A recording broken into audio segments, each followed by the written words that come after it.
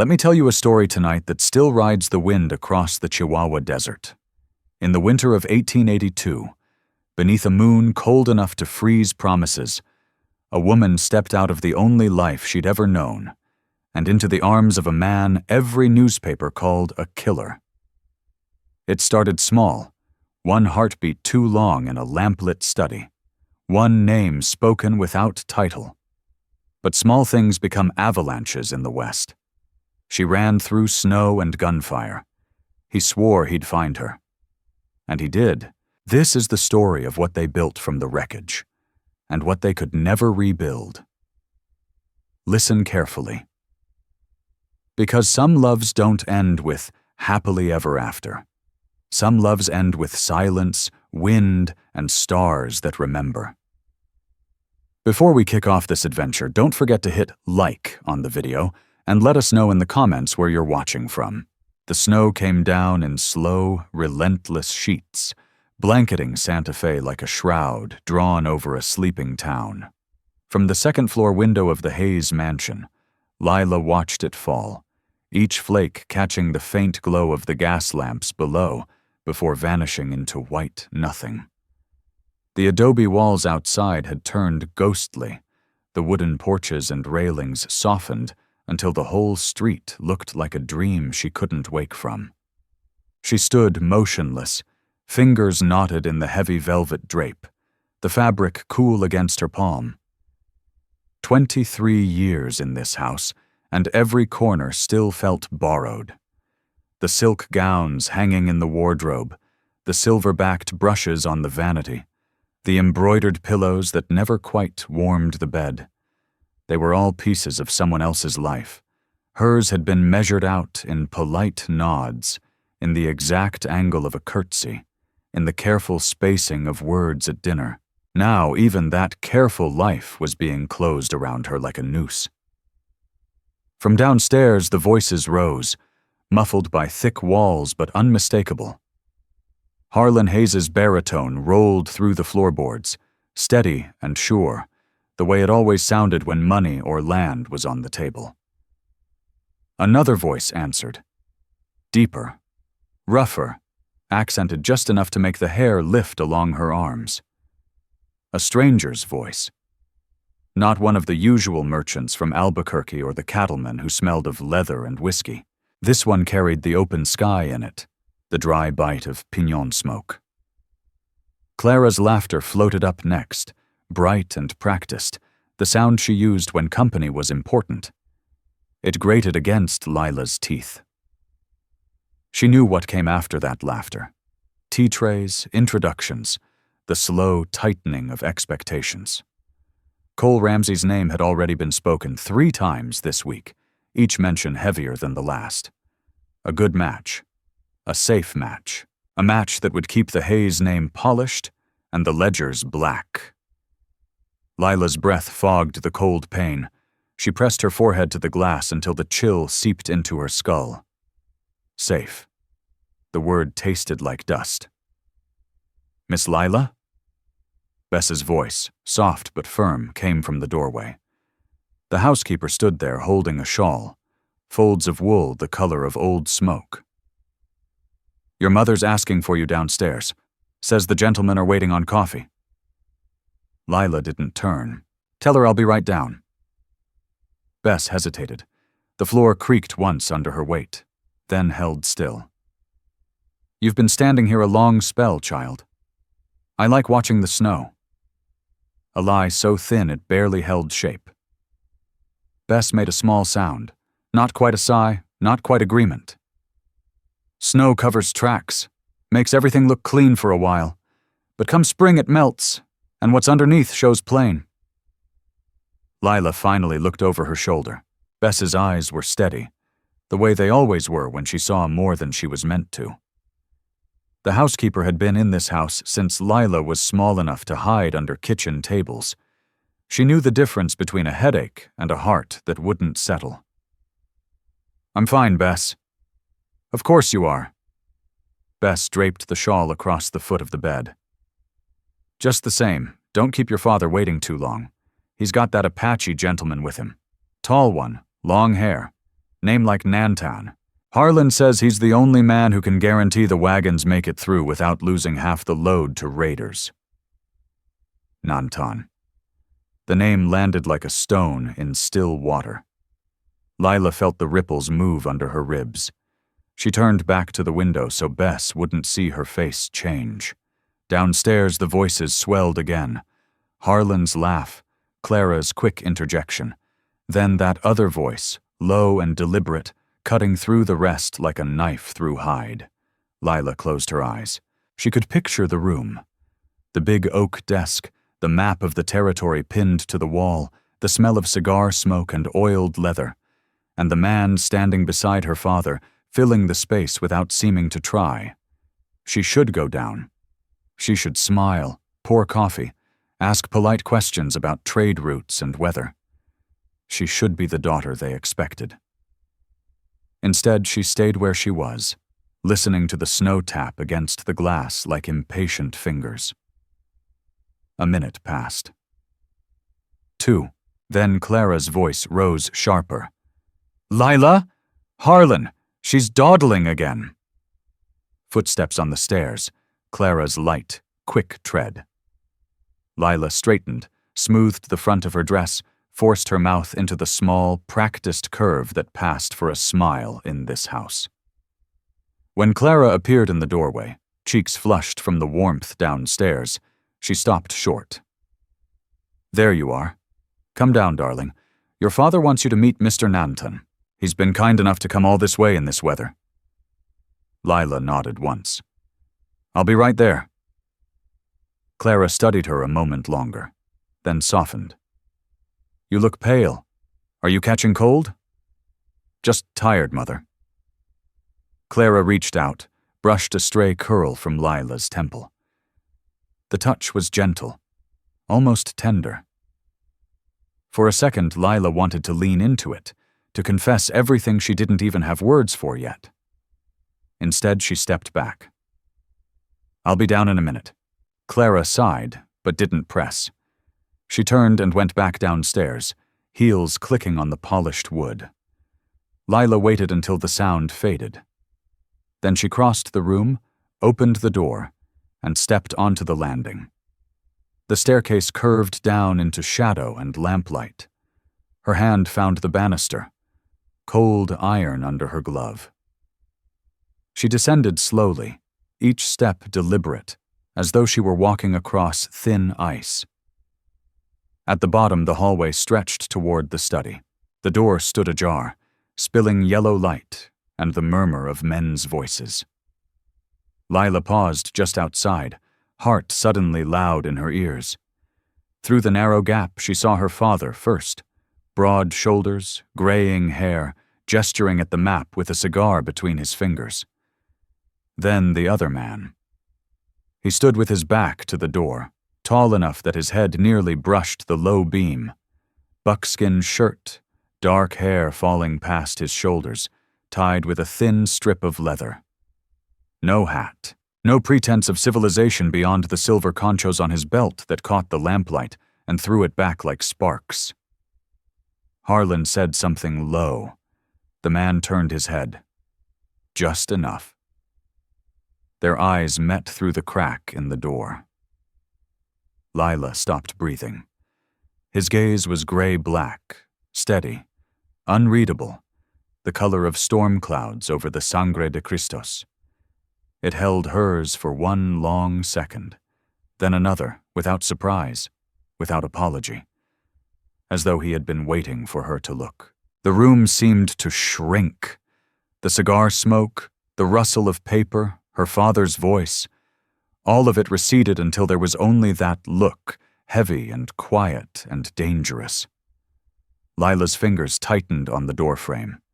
She felt the wood bite into her palm. Then Nantan turned fully back to Harlan, breaking the contact as cleanly as if he had never seen her at all. But she knew better. The silence that followed was not empty. It was thick, alive, pressing against her chest like a hand. She took one step back, then another, until her shoulders met the wall. Outside, the snow kept falling, covering everything, hiding every track. But some things, once seen, could never be unseen. The study smelled of cigar smoke and old leather, the kind of scent that clung to a man's coat for days after he left the room. The oil lamp on Harlan Hayes's desk threw long, unsteady shadows across the walls, catching on the pinned map of the territory and the brass inkwell that had belonged to Lila's grandfather. Harlan sat behind the desk like he always did, broad, solid, comfortable in his own skin, while the stranger stood to one side, half in the light, half in the dark. Lila paused on the threshold, one hand still on the doorframe, the iron cold even through her glove. The air felt thicker here, heavier, as though the room itself knew something she didn't. Harlan looked up first. There she is. Lila, come in, girl. Don't stand out there like a ghost. She stepped inside. The floorboards creaked under her boots. Soft kid leather, polished that morning by Bess. She kept her chin level, the way Clara had taught her, but her pulse hammered at the base of her throat. This is Nantan, Harlan said, gesturing with the stub of his cigar. He's the one I told you about. Knows every trail from here to the Rio Grande, and the Apache respect him enough to keep the wagons safe. We're talking passage for the spring shipments. Nantan turned slowly. Up close he was taller than she'd guessed from the doorway. Broad through the shoulders, the buckskin shirt stretched taut across his chest. His hair hung straight and black past his shoulders, tied back with a thin cord of red wool. No beard, no mustache, just the sharp planes of a face carved by wind and sun. And those eyes, gray-black, like slate after rain, they found hers again, steady, unblinking, and this time there was no door between them. Lila felt heat bloom across her cheekbones. She forced her voice even. Mr. Nantan. He inclined his head, the barest movement. Just Nantan. The words came out low, rough around the edges, like gravel under a boot heel. Something in the way he said her name— no, he hadn't said it yet, but she felt it anyway— made her stomach twist. Not fear, not exactly. Something sharper, something that tasted like falling. Harlan didn't seem to notice. He leaned back in his chair, the leather sighing under his weight. Sit down, Lila. Pour us some coffee. We're just getting to the roots. She moved to the side table where the silver pot waited, steam curling from the spout. Her hands were steady enough when she lifted it, but when she poured the first cup, the liquid trembled just a little, and a few dark drops spilled onto the saucer. She set the cup in front of her father quickly, hoping the lamplight hid the flush on her face. Nantan watched her the whole time. Not openly, not rudely, but he didn't look away either. When she handed him his cup, their fingers brushed. Only for a second, the barest graze of skin against buckskin, and she nearly dropped the saucer. Thank you, he said. Quiet. Polite. But his eyes stayed on hers too long. She retreated to the chair nearest the window, folding her hands in her lap to keep them from shaking. Harlan launched into talk of trails and waterholes, the fragile line of peace that held the territory together like frayed rope. We've lost 2 wagons already this year, he said. Raiders, young bucks who don't listen to the old men anymore. If we can get your word that the routes stay clear, Harlan Hayes Trucking will remember it. Nantan listened without interrupting. When he spoke, it was measured, deliberate. The land doesn't belong to any one man, not yours, not mine. But the young ones are angry. They see wagons cutting deeper every season. They see fences. They see promises broken. I can speak for the ones who still listen. But peace is thin. One wrong move and it tears. Harlan nodded, puffing on his cigar. That's why I need you. You walk both sides. Lila sat very still. She should have been listening to her father, to the numbers and the risks. Instead, she was watching Nantan's hands, strong, scarred across the knuckles, resting easy on the arm of the chair. She was watching the way the lamplight caught the silver conchos at his belt, the way his hair shifted when he turned his head. She was watching the way he looked at her again, brief but unmistakable. Heat crawled up her neck. She looked down at her own hands, pale against the dark wool of her skirt. This was wrong. This feeling, whatever it was, had no place here. She was Lila Hayes. She was promised to Cole Ramsey. She was supposed to be safe. Harlan pushed back his chair. "We'll draw up papers by week's end. You'll come back when they're ready?" Nantan rose. "I will." He turned toward the door. Lila stood too quickly. The room tilted for a heartbeat. She smoothed her skirt, forced a smile. "Good night, mister. Nantan." He paused, looked at her again. "Good night, Lila Hayes." Her name in his mouth sounded different, rougher, realer. It settled somewhere low in her chest and stayed there. Harlan walked him out. Lila waited until the front door clicked shut, until the sound of boots on the porch faded into the snow-muffled night. Then she slipped into the hallway. The study door was still ajar. She stepped close, peered through the crack.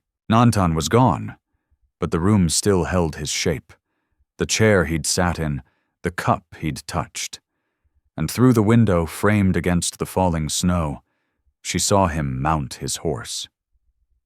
He sat still for a moment, looking back at the house, looking straight at the window where she stood. Lila froze. He didn't wave, didn't nod. He simply held her gaze across the dark yard, across the white expanse, until the snow blurred the edges of him.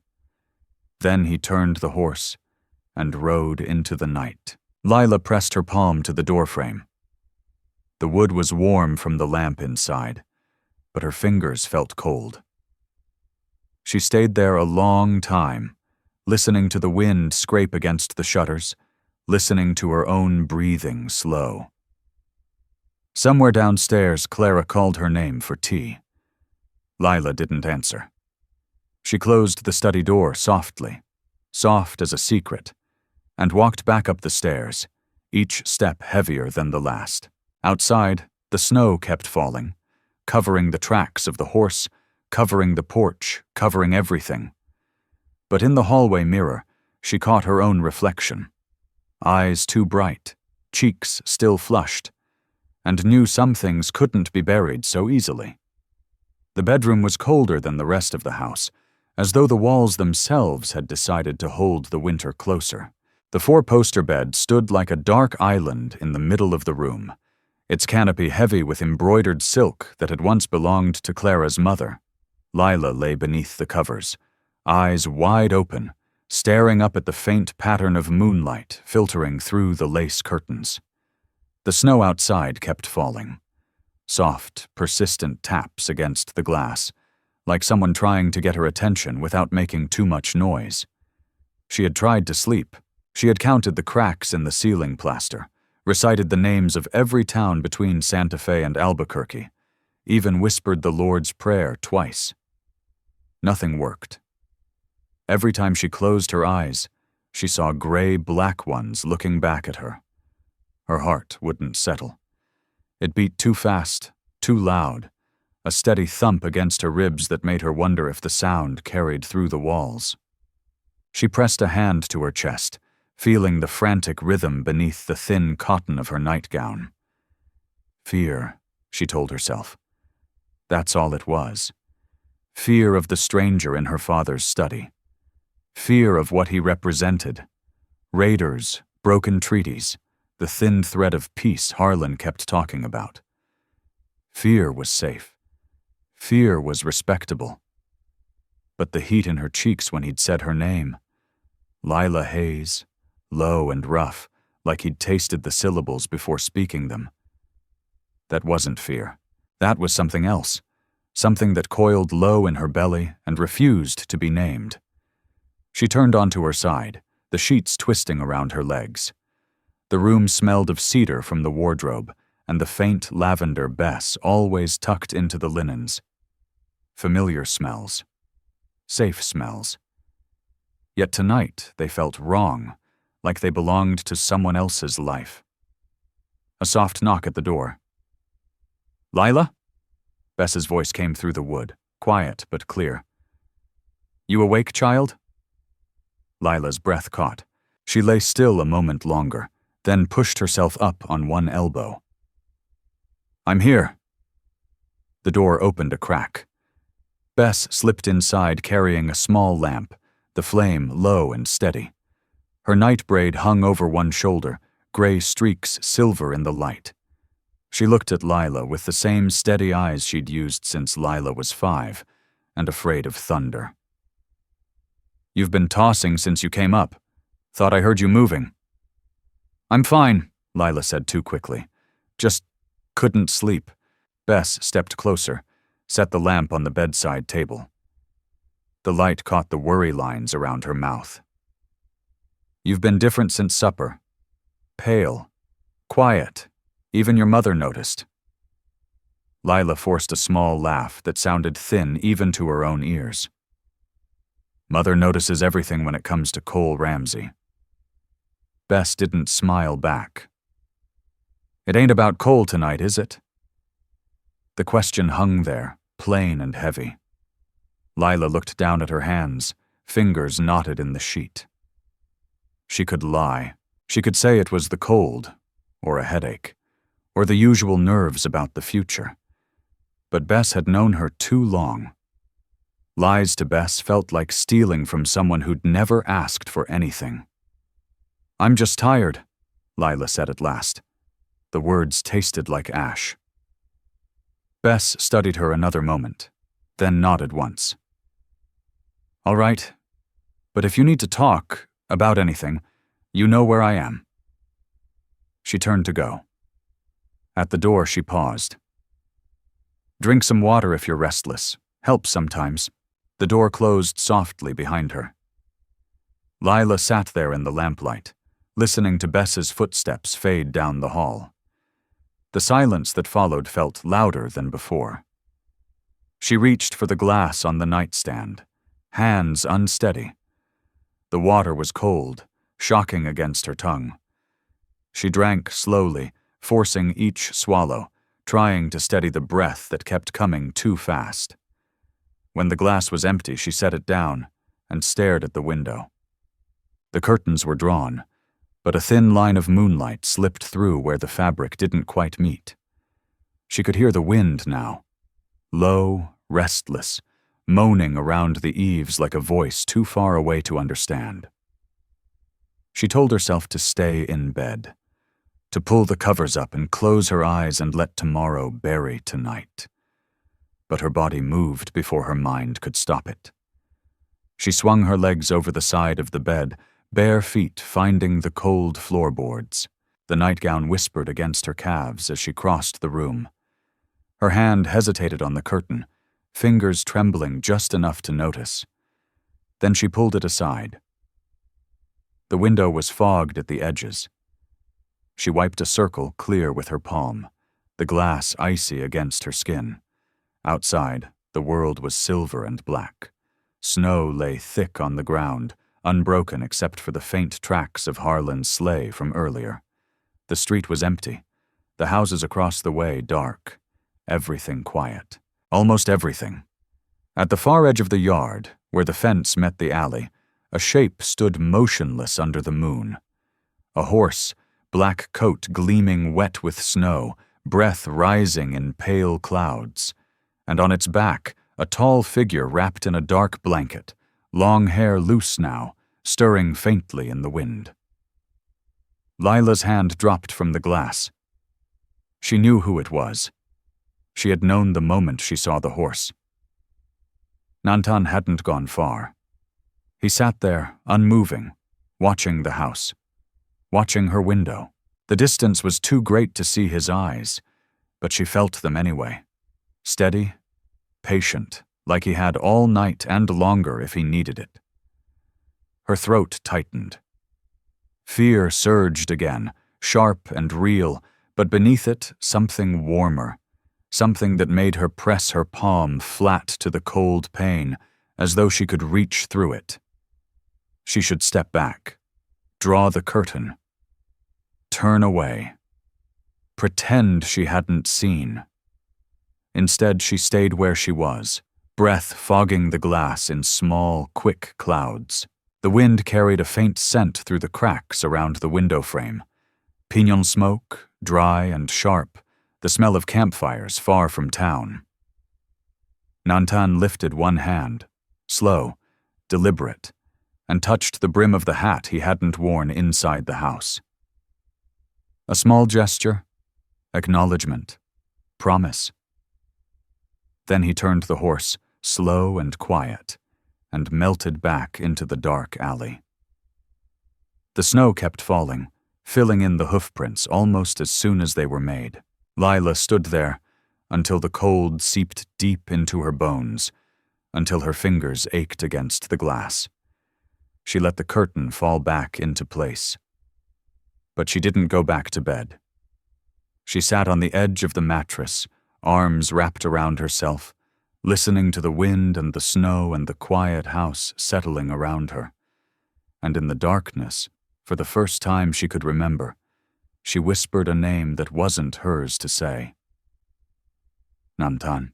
The word hung in the air, small and dangerous, like a match struck in a dry room. She didn't speak again. But she didn't sleep either.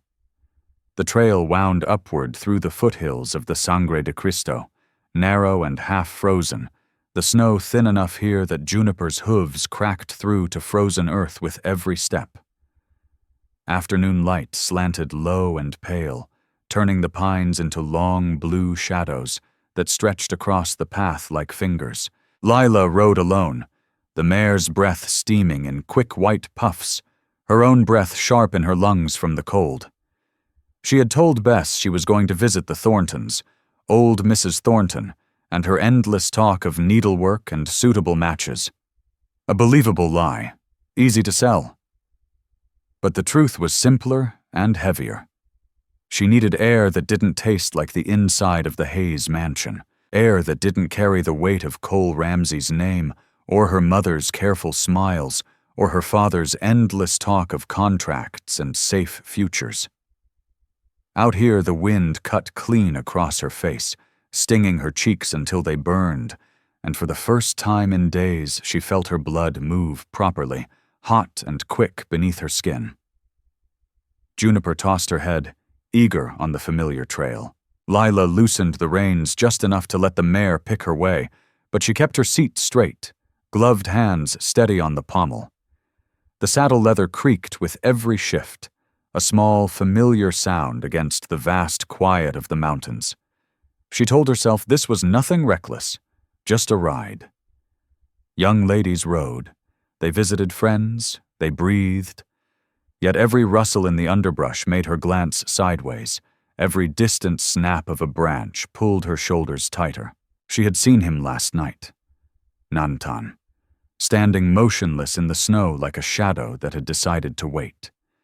The memory of that single raised hand, slow, deliberate, kept replaying behind her eyes. She should have been terrified. She should have told her father. Instead, she had lain awake until dawn, whispering his name into the dark like a sin she couldn't confess. The trail curved around a shoulder of rock, the kind of blind bend locals called the turn you don't see coming. Juniper slowed without prompting, ears flicking forward. Lila heard it then. Another set of hooves, steady, not hurried, coming from ahead. Her heart slammed once, hard. She pulled Juniper to a stop, the mare sidestepping nervously, breath fogging thicker now.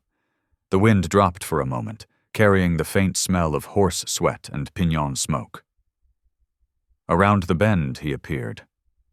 Nantan sat his paint horse as still as stone, the animal's white and red coat stark against the gray-green of the pines.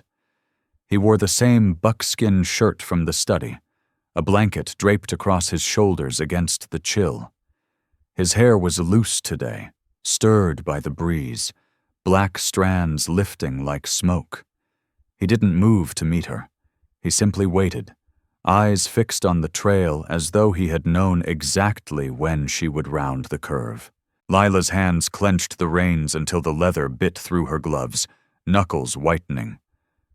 Juniper danced sideways, sensing the tension in her rider's body. She could turn back.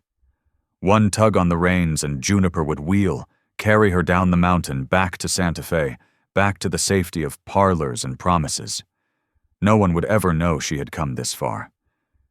But her heels stayed still. Nantan nudged his horse forward, slow, deliberate steps that closed the distance without hurry.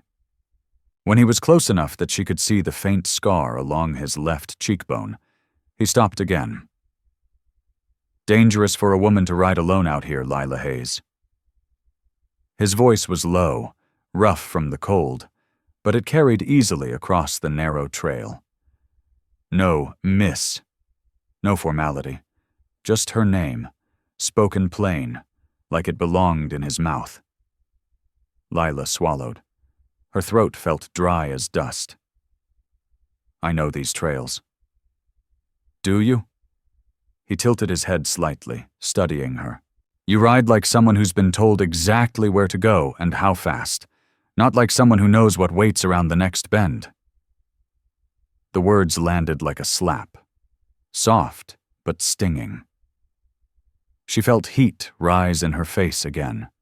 The same heat from the study, only sharper now, out here where there were no walls to hide behind. "I needed to get away," she said. The admission slipped out before she could stop it. "From the house, from everything." Nantan didn't answer right away. He looked past her, down the trail toward Santa Fe, then back to her face. Everything has a way of following. She met his gaze then, really met it, and the gray-black of his eyes pulled at something deep inside her chest. Not fear, not anymore, something hungrier, something she had no name for and no right to feel. Juniper shifted beneath her, restless. Lila tightened her grip, but the mare only sidestepped closer to the paint horse. The two animals blew at each other, nostrils flaring, recognizing kin in the cold air. Nantan swung down from his saddle in one smooth motion, boots crunching softly into the snow. He stepped forward, hand outstretched, not to take her reins, but to offer help. Lila stared at his hand. Broad, calloused, steady. She could refuse. She could wheel Juniper and ride hard for home. She could pretend this moment had never happened. Instead, she leaned forward, let him close his fingers around her waist. Firm, careful, warm even through the layers of wool and leather.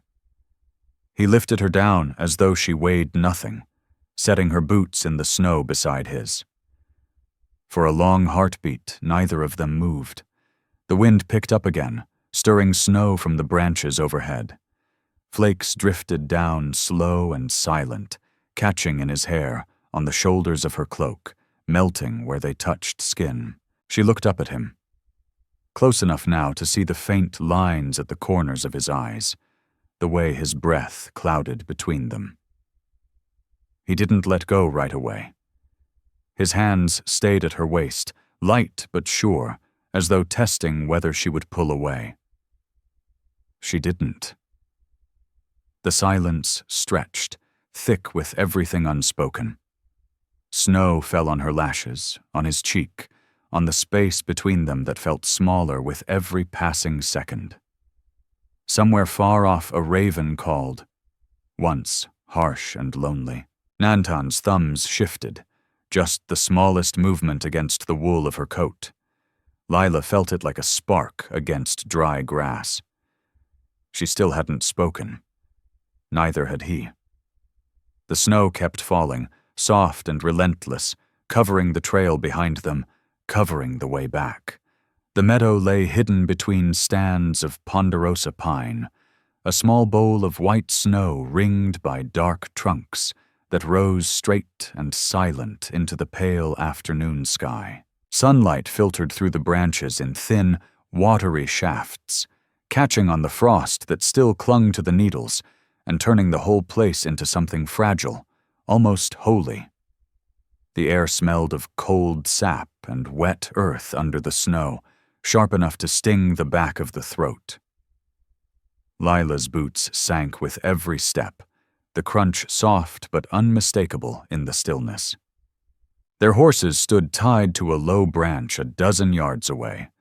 Juniper and Nanton's paint gelding, heads lowered, breath rising in slow clouds. The animals had accepted each other without fuss, as though they understood something their riders were still trying to deny. Lila stood a few paces from Nanton, arms wrapped around herself inside the heavy wool cloak. The wind had died completely, leaving only the faint creak of branches overhead and the occasional soft plop of snow sliding from a bough. She could hear her own heartbeat, steady and too loud in her ears. Nanton faced her, hands loose at his sides, the blanket still draped across his shoulders. He hadn't spoken since he'd helped her down from Juniper. He simply watched her, gray-black eyes steady, giving her room to run if she wanted it. She didn't. The silence stretched until it hurt. "I shouldn't be here," Lila said at last. Her voice came out smaller than she intended, swallowed by the open air. Nanton tilted his head the smallest fraction. "Then why are you?" She looked down at the snow between their boots, her small prints beside his larger ones, already blurring at the edges. "I couldn't stay in the house another minute. Every room feels like it's closing in. Cole's name on everyone's lips, Mother's smiles, Father's plans. I needed—" She trailed off, searching for the word. "Air. Something real." He didn't answer right away. When he did, his voice was low, rough from the cold. "Real has a price out here." "I know." She lifted her gaze to meet his. "I saw you last night, outside my window." A flicker crossed his face, something close to regret, gone as quickly as it came. "I didn't mean to frighten you." "You didn't," she swallowed. "You made me feel seen." The admission hung between them like smoke. Lila felt her face burn, but she didn't look away. She had spent her life learning to look away, demurely, politely, safely. Today the lesson wouldn't hold. Nanton took one slow step closer. The snow creaked under his boot. "I told myself I wouldn't follow you today. Told myself the trail was too open, the risk too high. But I couldn't stay away." Lila's breath caught. "Why?" "Because I can't stop thinking about you." The words came out plain, without flourish, like a fact he had accepted long before he spoke them. "Since the study, since I saw you standing in the doorway. I tried. I rode hard the other way. I told myself you were just another white woman in a big house. But every time I closed my eyes, there you were."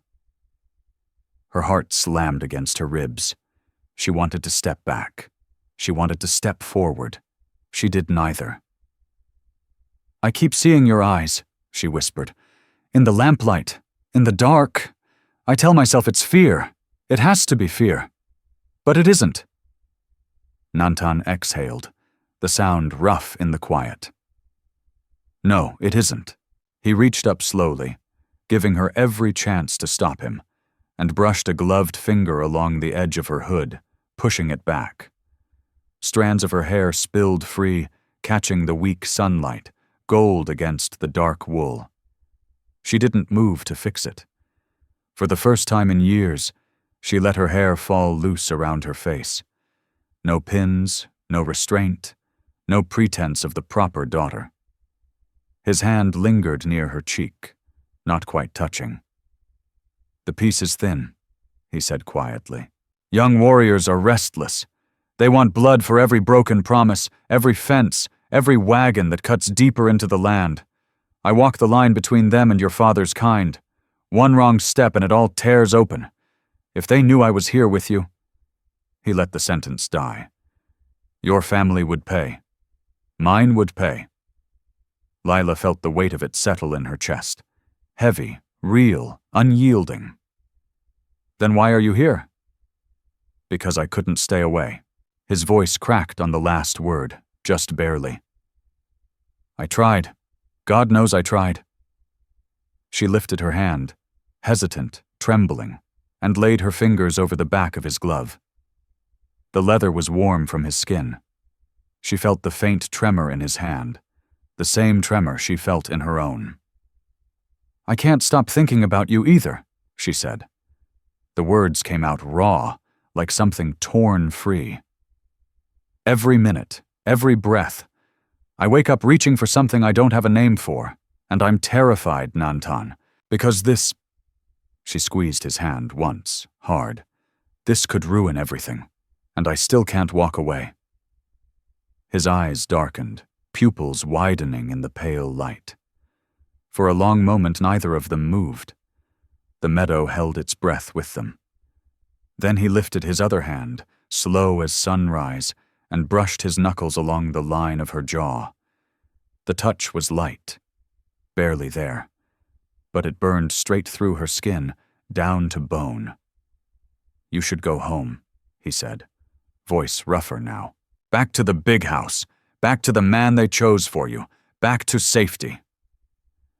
Lila closed her eyes for a second, feeling the windless cold press against her face, feeling his fingers linger on her cheek.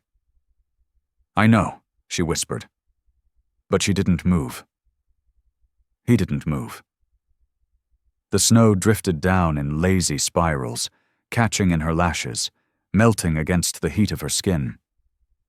Somewhere in the pines a branch cracked under its own weight, sending a small cascade of white to the ground. Their breathing fogged the space between them. Quick, uneven, matching. Nantan's thumb traced the curve of her lower lip, just once, feather light. The world narrowed to that single point of contact. And still, neither of them stepped away. The days blurred into a rhythm of stolen hours, each one carved out of the ordinary with careful lies and faster heartbeats.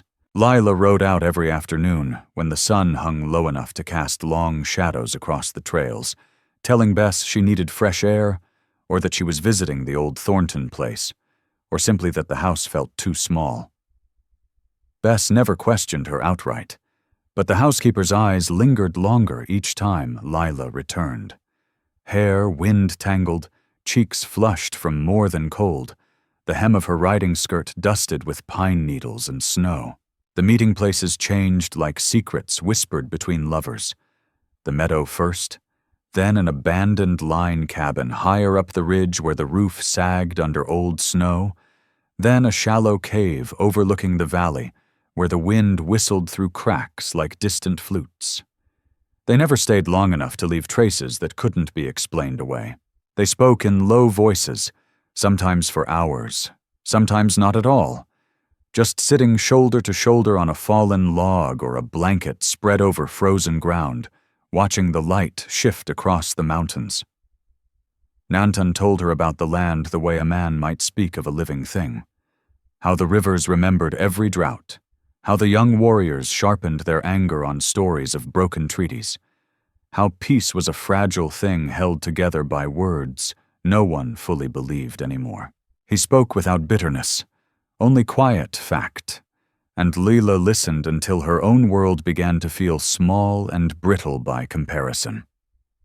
She told him about the house that had raised her, the polished banisters she had slid down as a child, the dinners where every fork was placed just so, the way Clara's smile never quite reached her eyes when Cole Ramsey's name was mentioned. She spoke of the cage without calling it one, of the fear that if she ever stopped performing her part, the whole structure would collapse around her. Nantan listened without interrupting, his gaze steady, as though he were memorizing the shape of her fear the way he memorized trails. One afternoon in the meadow, the snow fell thicker than usual, soft flakes drifting down like ash from a distant fire. They sat close enough that their knees touched through wool and buckskin. Lila had let her hair fall loose again, no pins to hold it back, and the wind played with the strands until they caught on her lashes. She reached up to brush them away, but Nantan's hand moved first, slow, careful, tucking the lock behind her ear. His fingers lingered at her temple. She turned her face into his palm, just a fraction, enough to feel the rough warmth of his skin. Her breath caught. "I've never done this before," she whispered.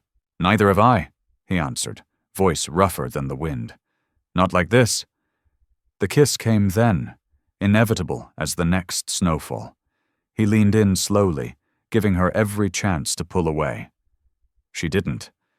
His lips were cold at first, chapped from the mountain air, but they warmed against hers almost immediately. The kiss was desperate, hungry, searching, without polish or practice. Her hands found the front of his buckskin shirt, fingers curling into the soft hide, pulling him closer. His arms came around her waist, strong and steady, lifting her slightly until she was half in his lap, the blanket beneath them forgotten. Snowflakes melted on their cheeks, on their closed eyelids, on the space where their mouths met. There was no promise spoken, no vow. Only the raw need of two people who had spent too long pretending they didn't feel this way. When they finally broke apart, breathing hard, foreheads pressed together, Nantan spoke against her lips. "You're mine," he whispered, the words rough and certain, no matter what the world says. Lila closed her eyes, feeling the truth of it settle deep in her chest, like a stone dropped into still water. She didn't answer. She didn't need to. They stayed like that until the light began to fail, until the cold seeped through their clothes and reminded them time was running out. Lila rode home slower than she should have, letting Juniper pick her way down the darkening trail. The snow had stopped, leaving the world hushed and white. Her lips still tingled, her hair still loose and wind-whipped beneath her hood. She could smell pignon smoke on her cloak. His smoke, and the thought made her stomach twist with equal parts joy and terror. The lights of Santa Fe appeared below her as the trail leveled out. She slowed Juniper to a walk, trying to compose herself, trying to smooth her hair and wipe the flush from her cheeks. But when she reached the stable yard, she saw the sleigh still hitched outside the house. Cole Ramsey's sleigh, the one with the brass trim that always looked too new. Voices drifted from the open parlor window.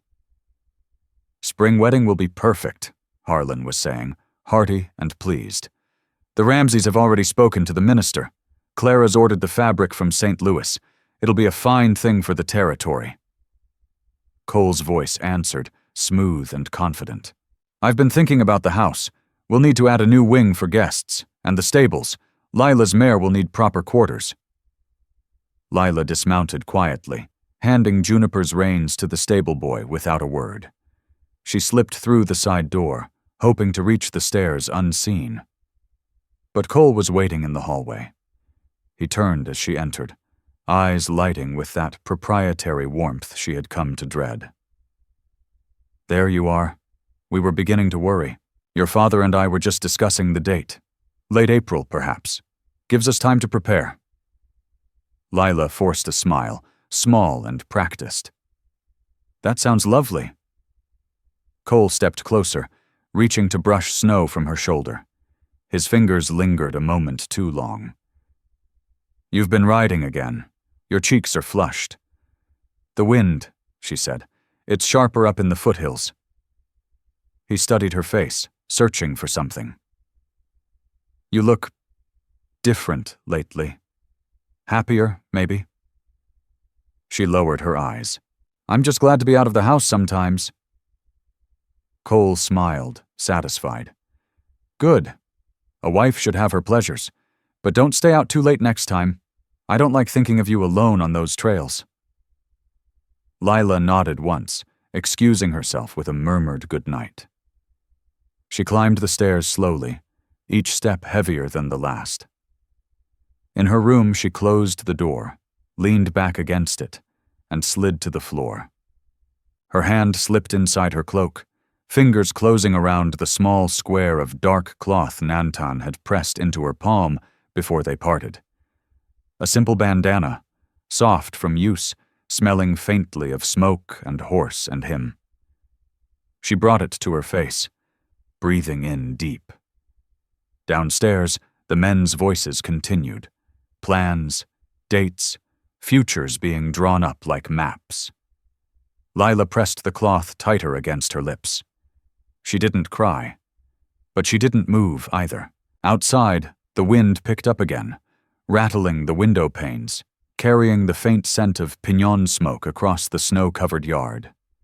The parlor smelled of fresh lilies and beeswax polish, the kind of scent that should have been comforting, but today only made Lila's throat close tighter. Spring had come to Santa Fe at last, mud in the streets, green pushing through the last patches of snow.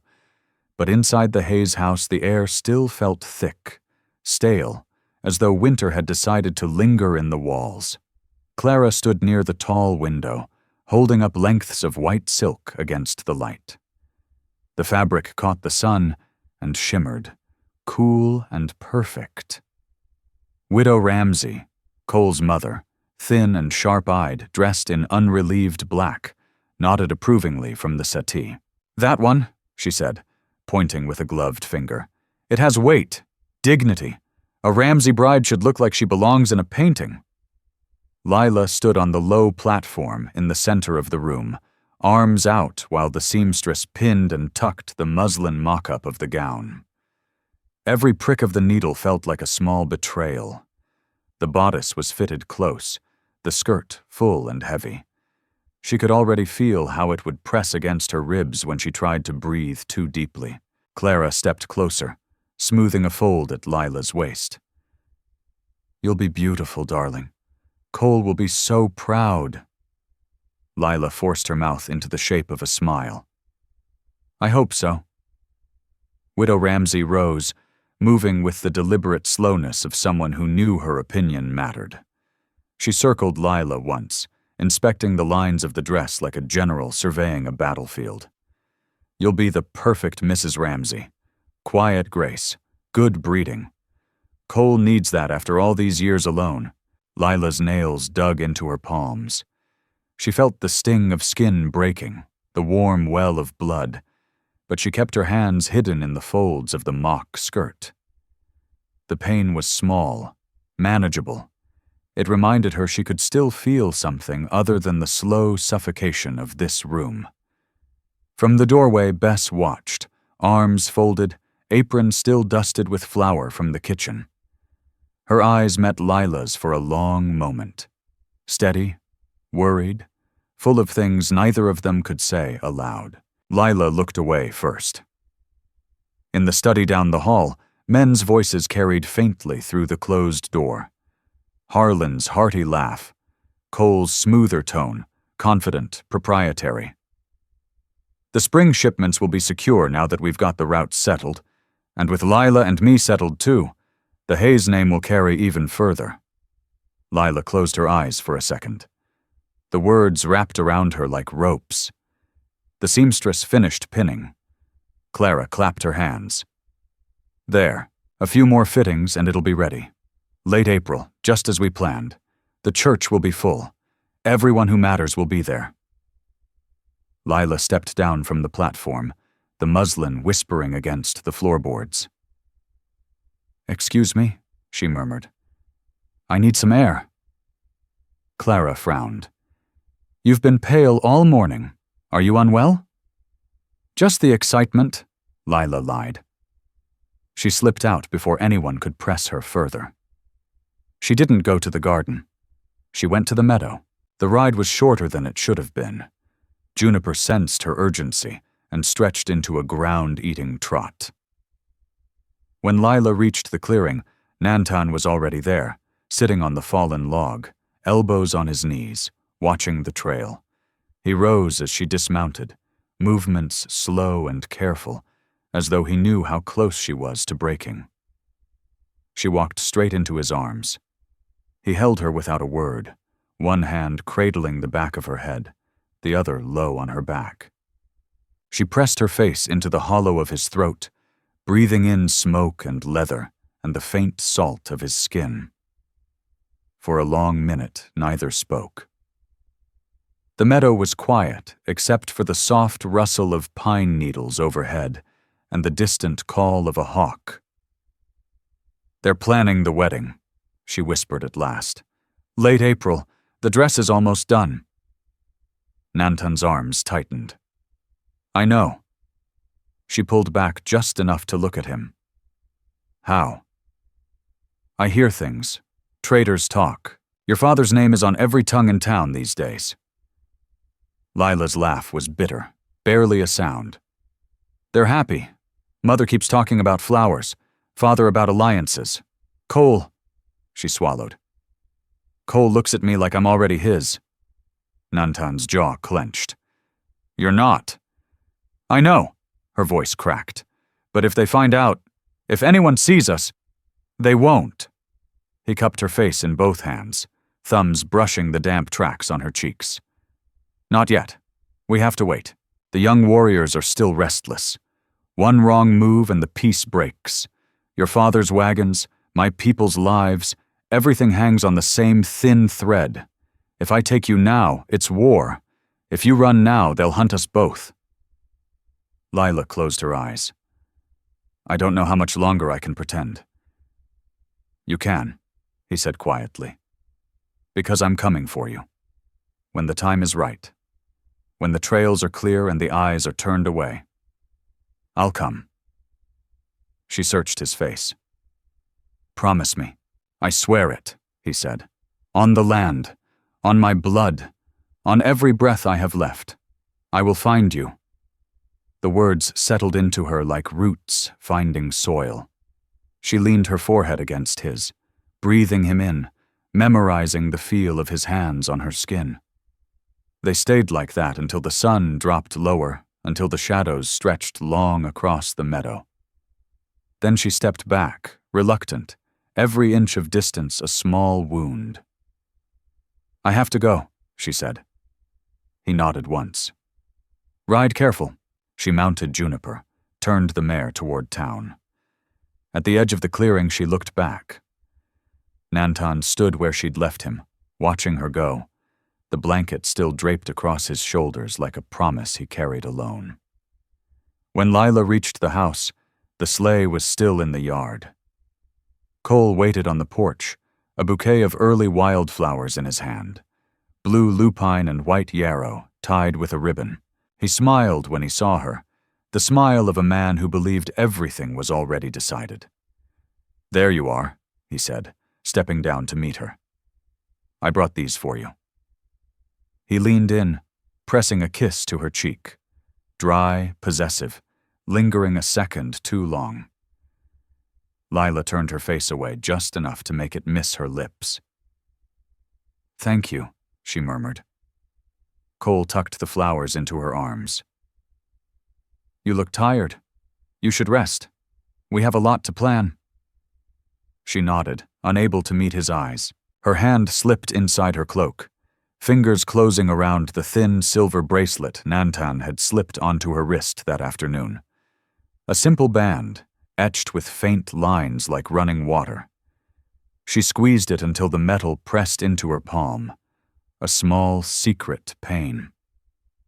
Inside the house, Clara called her name.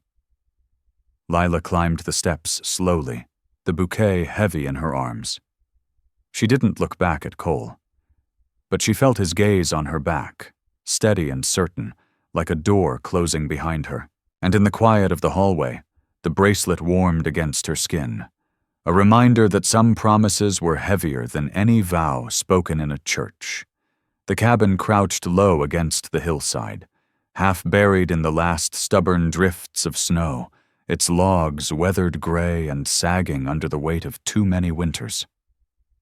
Moonlight slipped through gaps in the roof, silvering the rough plank floor and the pile of old blankets Nantan had spread in the corner. The wind outside had turned raw, no longer carrying snow but biting cold that found every crack and seeped inside like regret. A small fire crackled in the stone hearth, enough to keep the chill at bay, not enough to chase the shadows. Lila had slipped out the back window just after midnight, heart hammering so loud she thought the whole house would wake. She'd left her cloak behind to muffle the sound, wearing only the dark wool riding skirt and a heavy shawl. Her boots left shallow prints in the thinning snow as she led Juniper down the alley, then mounted and rode hard for the foothills. The mare's hooves rang soft against the frozen ground, each step pulling her farther from the lit windows of home. She found Nantan waiting outside the cabin, leaning against the doorframe, arms crossed, blanket draped over his shoulders. He straightened when he saw her, eyes searching her face in the moonlight. "You came," he said quietly. "I had to." Her voice shook. She dismounted, legs unsteady from the ride and from everything else. "If I stayed in that house one more night listening to them plan my life like it's a ledger entry, I'd break." Nantan stepped forward, took Juniper's reins without a word, and tied her beside his paint horse. Then he turned back to Lila, close enough now that she could smell the smoke on his clothes, the faint warmth of his skin beneath the cold. He didn't touch her yet. Inside the cabin, the fire popped, sending sparks up the chimney. The air smelled of pine resin and old wood and the faint iron tang of frost melting off their clothes. Nantan closed the door behind them, the latch clicking like a final seal. They stood facing each other in the dim glow, neither moving first. Lila spoke into the quiet. "They're measuring the days now. Late April. The dress is almost finished. Cole came by this afternoon with flowers and talked about adding rooms to his house. Like I'm already unpacked and put away." Nantan's jaw tightened. "And you?" I smiled. I nodded. I let him kiss my cheek. Her voice cracked on the last word. "I hate myself for it." He reached out then, slow, careful, and took her hands. His palms were rough, warm, steady. "You're not his." "I know." Tears burned at the corners of her eyes. "But if I don't go through with it, they'll watch me every minute. Harlan will hire men to follow me. Clara will cry and pray and lock the doors. And your people, those young warriors you told me about, they'll see it as proof the whites can't be trusted. One more broken promise. One more reason to fight." Nantan exhaled, the sound rough. "The young ones are already restless. Raids on the edges of the settlements. Small things now, but they're building. If I disappear with you too soon, they'll call it betrayal. If the soldiers come looking for you and find Apache tracks, the peace shatters. Your father's wagons stop moving. My people lose more land, more lives." She stepped closer, pressing her forehead to his chest. "Then what do we do?" "We wait." His arms came around her, strong and careful. "But not forever. I'm making arrangements. A man I trust south of the border. Horses, supplies. A place no one will look. When the time is right, when the eyes are turned away, I'll come for you." Lila lifted her head. "And until then?"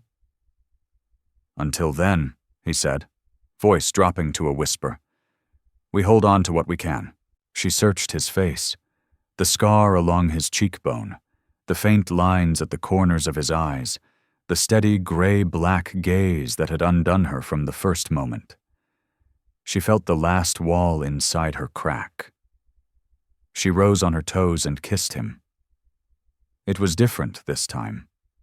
Slower, deeper, without the frantic edge of stolen afternoons. His hands moved to her waist, then up her back, pulling her closer until there was no space left between them. She tasted salt on his lips. Hers or his, she couldn't tell. Her fingers worked at the ties of his shirt, clumsy with cold and need. He helped her, shrugging out of the buckskin, then eased her shawl from her shoulders. They moved to the blankets, the firelight painting their skin in shifting gold and shadow. Clothes fell away piece by piece, her skirt, his leggings, until there was nothing left but skin and breath, and the desperate quiet between them. It was gentle at first, hesitant touches, whispered names, the careful learning of each other's bodies. Then it turned desperate, urgent, as though they both understood this might be the only time they would ever have. Nantan moved over her with a tenderness that belied his strength, every motion deliberate, every pause a question she answered with her hands, her mouth, her body. She clung to him, nails digging into his shoulders, tears slipping into her hair as the world narrowed to the heat of him, the rhythm of their breathing, the crackle of the fire. When it was over, they lay tangled in the blankets, her head on his chest, his arm heavy across her waist. The fire had burned low, embers glowing red. The wind outside had eased to a low moan. "You're mine," Nantan whispered against her hair, voice raw. "Forever, no matter what happens." Lila turned her face into his neck, tears wet against his skin. "I'll wait for you," she said, the words breaking. "No matter how long." They stayed like that, listening to the fire die, listening to each other breathe, memorizing the feel of skin on skin. Outside, the first gray light of dawn began to seep through the cracks in the walls. Lila stirred first. She sat up slowly, pulling the blanket around her shoulders, hair wild and tangled. Nantan watched her, eyes dark with something like grief. "I have to go," she said. He nodded once. "Ride careful." She dressed in silence, skirt wrinkled, blouse misbuttoned, shawl tied hastily. Every movement felt heavier, as though the night had added weight to her bones. When she was ready, she leaned down and kissed him one last time. Soft, lingering, tasting of salt and smoke. Then she slipped out the door. The ride back was quiet. The snow had melted in patches, leaving dark mud that sucked at Juniper's hooves. Lila's hair whipped loose in the wind, her skirt stained and rumpled. She didn't try to fix it. When she reached the house, the sky was pale rose along the eastern ridge. She dismounted at the back stable, led Juniper inside, and slipped through the rear gate. Bess stood at the kitchen door. She didn't speak. She simply watched as Lila crossed the yard, hair disheveled, clothes askew, eyes too bright and too shadowed all at once. The housekeeper's face held no surprise, only a deep, quiet sorrow. Lila paused at the bottom of the steps, meeting Bess's gaze. Neither said a word. Bess stepped aside, letting her pass. Lila climbed the back stairs to her room, each step echoing in the silent house. She closed the door behind her, leaned against it, and slid to the floor. Outside, the first birds began to call, thin, hopeful sounds against the coming day. But in the quiet of her room, Lila pressed her palm to her chest, feeling the steady beat of a heart that no longer belonged entirely to her. And somewhere in the distance, the wind carried the faint scent of piñon smoke, lingering like a promise that could still be broken. The new house on the edge of Santa Fe stood square and solid, fresh timber still pale against the adobe of the older homes around it. Inside, everything smelled of varnish and new wool rugs, the kind of clean that never quite settled. Lila, Mrs. Ramsey now, moved through the rooms with the careful steps of someone learning to walk on thin ice. She straightened pictures that didn't need straightening, arranged flowers in vases she had chosen herself, greeted callers with the small, practiced smile that had once belonged to Lila Hayes, but now felt borrowed. Cole was pleased. He told her so every evening when he came home from the ranch or the mercantile, boots leaving faint red dust on the polished floorboards. "You're settling in well," he'd say, kissing her forehead or her cheek, his hand lingering on her waist a moment longer each time. She always nodded, always murmured something agreeable, always turned her face just enough that the kiss landed harmlessly. At night the bedroom was quiet except for the creak of the new bed frame and Cole's steady breathing beside her. She lay on her back, eyes open in the dark, staring at the ceiling beams that still smelled faintly of pine sap. When Cole reached for her, she let him, body responding on instinct, mind drifting somewhere far away. Afterward, she would turn towards the window, listening for sounds that never came. Hoofbeats, a low whistle, the soft scrape of boots on gravel. Nantan had promised he would come. She clung to that promise like a rope thrown into deep water, but the night stretched longer and longer, and the rope began to feel frayed. Cole noticed the distance. Not the full depth of it. He wasn't the kind of man who looked that far, but enough to make him watchful. "You're quiet lately," he said one morning over coffee, stirring sugar into his cup with slow, deliberate circles. "Is the house not to your liking?" "It's beautiful," Lila answered, eyes on her plate. "I'm just adjusting." He reached across the table and covered her hand with his. "You'll get used to it. We've got time. And when the children come—" She pulled her hand back under the pretense of reaching for the cream pitcher. The motion was small, but Cole's eyes narrowed for a second before he smiled again. That afternoon, Harlan came to call. He sat in the parlor with Cole, the two men leaning close over a ledger spread on the low table. Lila brought them coffee, setting the tray down without a sound. "The roots are holding for now," Harlan was saying, voice low. "But the peace is shaky. Word from the forts is the young Apache are restless again.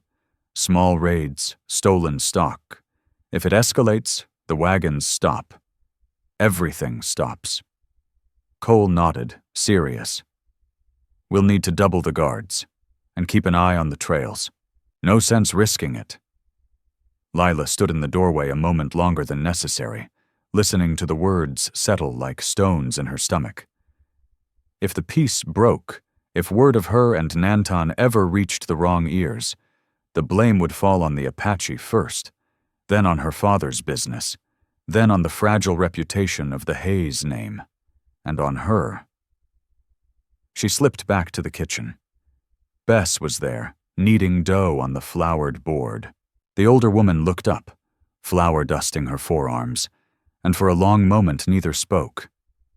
Then Bess wiped her hands on her apron, reached into her pocket, and pressed a small folded paper into Lila's palm. "Boy brought it to the back door," Bess said quietly.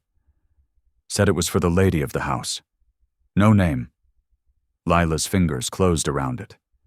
She felt the tremor start in her hand and travel up her arm. Bess's eyes were steady, full of sorrow and something fiercer, understanding, perhaps, or resignation. "Be careful, child. Whatever this is, it's eating you alive." Lila nodded once, throat too tight for words. She slipped the paper into her sleeve and left the kitchen. Upstairs, in the bedroom that still felt like someone else's, she unfolded it with shaking fingers. The writing was simple, in pencil on rough paper. "Wait a little longer. I'm arranging the way south. Mexico. When it's safe, I'll come. Hold on. No signature. None needed." Lila pressed the note to her lips, then folded it small and slid it under her pillow, beneath the embroidered case that smelled of lavender, and nothing like him. That night Cole came to bed late, smelling of cigar smoke and whiskey from the men's talk downstairs. He reached for her in the dark, hand sliding up her nightgown. She let him, body moving through the familiar motions while her mind stayed somewhere else, on a cabin in the foothills, on a blanket spread over cold ground, on a promise whispered against her skin. When he was finished, he rolled away, breathing deep and even. Lila turned towards the window, eyes open, waiting for dawn or for something else. Hours passed. The house settled into silence. Then she heard it. Soft, distant, but unmistakable. Hooves on gravel. Slow, careful. Her heart lurched. She slipped from the bed, bare feet silent on the floorboards, and crossed to the window. The curtains parted under her fingers. Below, in the shadow of the big cottonwood at the edge of the yard, a figure sat motionless on a black horse. Moonlight caught the long fall of hair, the line of broad shoulders beneath a blanket. Nantan. He looked up, straight at her window, as though he had known exactly where she would stand. For a long moment, neither moved. Then he lifted one hand, palm out, and nodded once. Slow. Certain. Tonight. Lila's breath caught in her throat. She pressed her palm to the glass, feeling the cold seep into her skin. Cole stirred behind her, murmuring something in his sleep. She didn't turn around. She simply stood there, heart slamming against her ribs, the note's words burning under her pillow like a brand. Tonight, the wind rattled the cottonwood leaves outside, carrying the faint scent of pinon smoke across the yard. And in the dark bedroom, Lila felt the last thin thread of pretense snap inside her chest. There was no going back. The garden behind the Ramsey house lay quiet under a thin spring moon, the cottonwoods just beginning to leaf out, their new green faint against the night sky. Lila stood in the deepest shadow of the biggest tree, back pressed to rough bark, the small carpet bag already hidden behind the garden gate. She had packed it days ago. Practical skirt, spare blouse, the silver bracelet Nantan had given her, a few coins sewn into the hem of her cloak. Nothing that would raise questions if anyone looked. Nothing that would leave a trail. The wind moved soft through the branches, carrying the smell of fresh-turned earth from the flower beds and the distant bite of pinon smoke from some far-off campfire. She breathed it in slow, trying to steady the tremor in her hands. Every few minutes a dog barked once or twice inside the house, short, half-hearted sounds that died quickly. The lamp in Cole's study still burned, a steady yellow square against the dark windows. He was working late again, ledgers open, pen scratching across paper. She had heard him tell Harlan earlier that day. "We'll need to watch the southern routes closer. Things are stirring down there." If he came out now, if he walked the yard to clear his head, she would have no explanation for standing here at midnight, bag packed, cloak drawn tight against the chill. The thought made her stomach twist. Not just for herself, for her father, for the wagons, for the fragile line of peace that Nantan had spent years holding together. She shifted her weight, boot sole grinding softly against gravel. The silver bracelet on her wrist caught the moonlight, cool against her skin.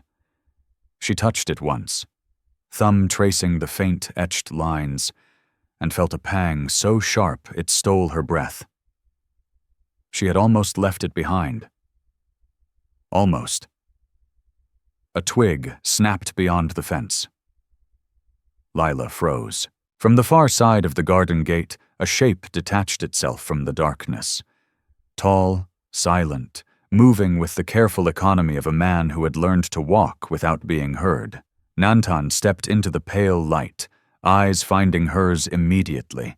The gray-black of them gleamed under the moon, steady, certain. He stopped a few feet away, close enough that she could see the faint sheen of sweat on his brow despite the cool air, the way his blanket shifted across his shoulders with each controlled breath. "Now or never," he whispered. Lila's heart slammed against her ribs. She nodded once, small, sharp, and stepped toward the gate. Her hand shook as she reached for the latch. The metal was cold, slick with dew. She lifted it slowly, painfully aware of every scrape, every faint click. The gate swung open on oiled hinges, thank God for small mercies, and she stepped through. Nantan was already there.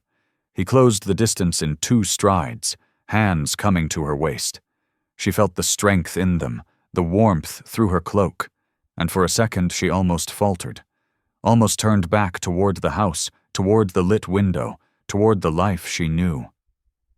Then he lifted her, easy, sure, over the low fence.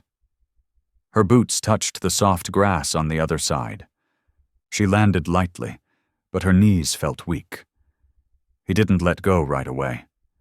His hands stayed at her waist, thumbs pressing gently against her ribs, as though anchoring her to this moment. "You ready?" he asked, voice barely above the wind. She looked up into his face, the scar along his cheekbone, the faint lines at the corners of his eyes, the steady gaze that had undone her from the first night. Yes, he took her hand, led her toward the black stallion waiting in the deeper shadow of the trees. The horse blew softly, nostrils flaring at her scent. Nantan swung into the saddle first, then reached down. She put her foot in the stirrup he offered, felt his arm come around her waist as he pulled her up in front of him. She settled against his chest, the blanket rough against her back, his heartbeat steady and strong behind her own frantic one. He gathered the reins. The stallion shifted, eager. Then, a sound. The back door of the house opened with a sharp creak. Cole stepped out onto the porch, still in his shirt sleeves, lamp in one hand. The light swung across the yard, catching the edge of the garden fence, the pale shape of Lila's discarded cloak still draped over the bench where she had left it. "Lila?" His voice carried clear in the night air. Surprised at first, then sharpening into something harder. Cole's eyes found them, two figures on the black horse, half in shadow, half in moonlight. He dropped the lamp. Glass shattered, oil flared bright for a second, then died. "Lila!" The shout cracked across the yard. "Stop!" Nantan's arm tightened around her waist. He dug his heels in. The stallion leaped forward, hooves digging into soft earth, then hitting harder ground beyond the garden. Lila grabbed the mane, wind whipping her hair across her face. She twisted once, only once, to look back. Cole was running now, boots pounding the gravel path, face pale and furious in the moonlight. He shouted her name again, raw, disbelieving, but the words were already fading, swallowed by the night and the thunder of hooves. The house shrank behind them, lights winking out one by one as the distance grew. The wind rushed past, carrying the smell of new grass and distant smoke, and the faint, acrid scent of fear. Lila pressed her face into Nantan's shoulder, tears cold on her cheeks. They rode hard into the dark, the trail rising toward the foothills, toward the unknown. Behind them, the last echoes of Cole's voice died away. Ahead, the mountains waited, silent, vast, unforgiving. And in Lila's clenched fist, the silver bracelet pressed sharp against her palm, a small, burning reminder that some things, once chosen, could never be undone. The trail climbed steep and narrow through the Sangre de Cristo foothills, moonlight spilling thin and cold across the frozen ground. Nantan's black stallion stretched into a hard gallop, hooves drumming a frantic rhythm against rock and packed earth. Lila clung to the saddle horn with one hand, the other wrapped tight around Nantan's arm where it circled her waist. The wind tore at her hair, sharp as knives, carrying the bite of pine resin and the metallic tang of fear sweat. Behind them, the night cracked open with sound. Shouts, the thunder of pursuing hooves, the harsh jingle of harness, and the occasional sharp bark of dogs loosed from the Ramsey kennels. Lantern light bobbed in the distance, yellow smears against the dark, growing brighter with every heartbeat. Cole's voice carried clearest, raw and furious. "Lila, stop, damn you! That savage has no right. Stop or I'll see him hanged." "Mandfuntam." Lila pressed her face into Nantan's shoulder, the rough wool of his blanket muffling the words, but not the terror they carried. She felt his body tense, muscles coiled like wire beneath her. The stallion surged forward, lungs heaving, breath exploding in white clouds that drifted past her cheek. A rifle cracked once, high, deliberate, the bullet whining overhead into the pines. Not aimed to kill. Not yet. A warning shot, meant to freeze them in place. Nantan swore low under his breath, the sound lost in the wind. He twisted at the waist, drawing the old Colt from his belt in one smooth motion. He raised it skyward and fired once, sharp report echoing off the rocks, then holstered it again without breaking stride. The shot was meant to startle, not wound. No blood on his hands tonight, not if he could help it. "Don't stop," Lila whispered against his neck, voice shaking. "Please don't stop." He didn't answer. He only leaned lower over the stallion's neck, urging the horse faster, guiding him off the open trail and into the thicker timber where the pines grew close and dark. Branches whipped past, snagging at Lila's cloak, tearing at the wool until the garment ripped free and fluttered behind them like a fallen flag. It caught on a low limb and tore away completely, left behind on the trail like a confession written in black wool. The pursuing lights wavered, then spread out, Cole and his men fanning into the trees, lanterns swinging wildly. Dogs bayed closer now, voices hoarse and eager. Lila's heart hammered so hard she thought it might bruise her ribs. She could feel Nantan's pulse against her back, steady, strong, but faster than it should have been. They burst through a screen of young firs into a narrow draw, the trail dropping sharply. The stallion slid on loose shale, hooves scrabbling, then found footing again. Nantan guided him hard right, into a side canyon where the walls rose sheer and close, swallowing the moonlight. The sounds behind them faded, hooves muffled by thicker forest, voices growing distant, but not gone. Not yet. Nantan pulled the stallion up in a small, sheltered pocket where the canyon widened just enough for 2 horses to stand. The animal blew hard, sides heaving, steam rising from its coat. Nantan swung down first, then reached for Lila. His hands were steady when he lifted her to the ground, but she felt the faint tremor in them. She looked at him in the dim light. A thin line of blood traced the back of his right hand, shallow, ragged, from a branch that had lashed across it during the run. Not deep, not dangerous, but it was there. "You're hurt," she said, voice cracking. "It's nothing." He flexed the hand once, testing. Blood welled again, dark against his skin.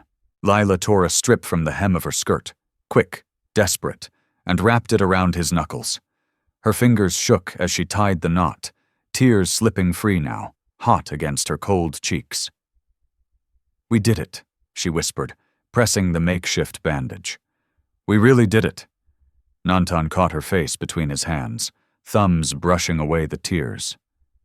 "Not yet," he said quietly. "Not until we cross the line." She nodded, swallowing hard. The canyon walls rose black around them, the sky above a narrow strip of stars. The fire of the chase still burned in her blood, but beneath it lay something heavier. Certainty, grief, the knowledge that every mile they gained carried them farther from everything she had ever known. From somewhere down the trail, a dog barked again, closer than before, persistent, hunting. Nantan's eyes met hers in the dark. "We keep moving," he said. She nodded again. He helped her back into the saddle, then swung up behind her. The stallion snorted, ready. They rode on, slow now, careful, threading deeper into the canyon where the walls closed tighter and the moonlight barely reached. Behind them, the baying grew fainter, but it did not stop. And in the quiet between hoofbeats, Lila pressed her palm to Nantan's bandaged hand, feeling the steady warmth of him, the small price already paid, and wondered how many more they would have to give before the night let them go. The canyon cut deep into the red rock near the border, walls rising sheer and silent on either side, swallowing the last of the night. Dawn was just beginning to bleed pale along the eastern rim, a thin line of rose and gold that made the shadows deeper by contrast.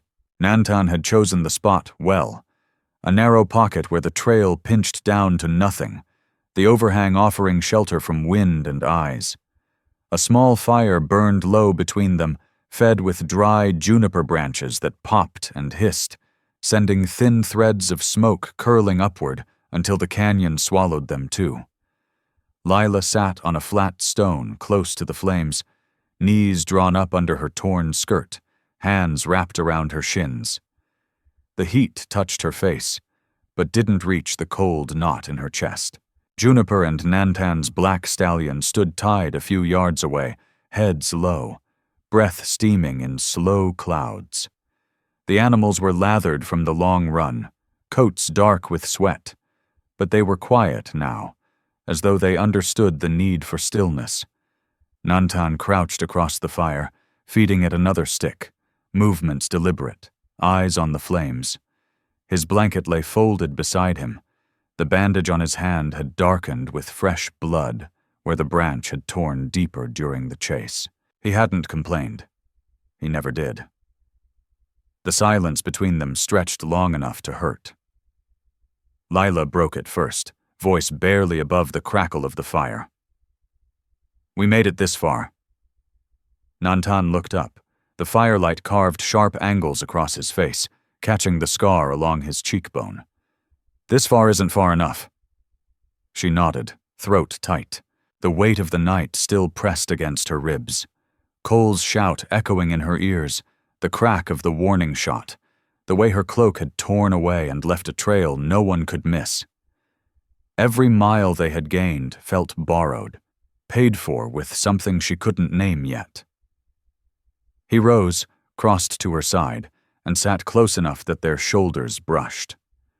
The warmth of him was immediate, solid, the only thing in the canyon that didn't feel made of stone and cold.